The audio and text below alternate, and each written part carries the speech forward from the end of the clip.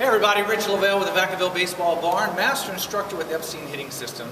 And I'm going to cover something today that has to do with the hips, but it's more in line with the kinetic link or kinetic chain. And this comes about by a discussion that I'm in right now in a forum that I belong to regarding what creates or develops bat swing power is kind of how the question was posed. And of course, inevitably you get input from people saying, oh, it's the hips, it's all in the legs, it's this, it's the big muscles.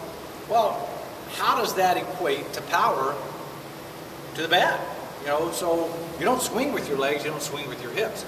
And for everyone that's thinking right now, well, everyone knows that the bigger muscles in your body are stronger than everything else. Yes, that's true, but if I'm only doing this with my hips, it's not really generating any power. It's basically a symbiotic relationship between parts of the whole. So it starts from the ground and works itself up. So in other words, here's how we look at the kinetic link, is the feet, knees, hips, core, chest, back, shoulders, arms, hands.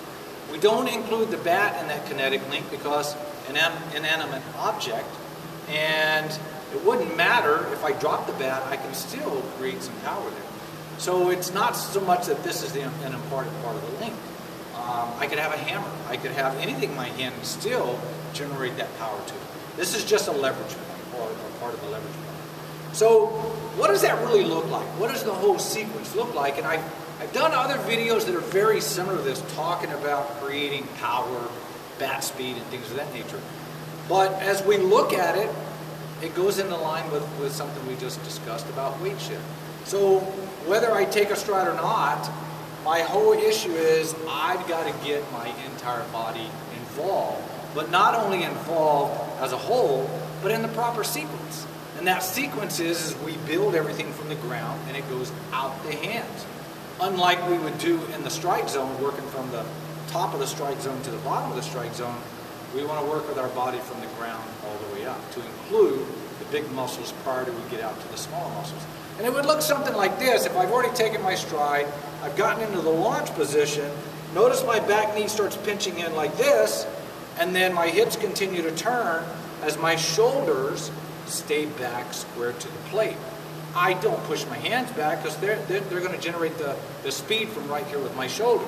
And as my hips or my lower body continues turning through, eventually what's going to happen, this rubber band effect across here is going to start pulling my back, chest, and my shoulders through, and then I get into my position here, and then all this energy that was built up as I'm coming this direction, I've created bat lag, it's going to release, and then through the ball and out my hands in that direction. Now, the fastest point of the swing is part of our conversation too, and this is where the timing effect comes in. If I'm a little bit late in hitting the ball, I haven't generated all my bat speed back here. If I'm a little bit early and I'm out farther this way, I'm starting to decelerate. So I'm accelerating going into the ball, and then I'm decelerating as I get to that magical point. Do we always hit perfect timing? Absolutely not. But this goes back to one of our core principles about getting the plane of the bat to the plane of the pitch early, and then staying through as long as possible, and trying to take that effect of the kinetic link and imparting it to the ball with as great a timing as possible. Hopefully that helps you out there. If you have any other questions regarding that, please shoot us a quick message on our YouTube channel, subscribe to us, tell your friends about us, come see us at the barn.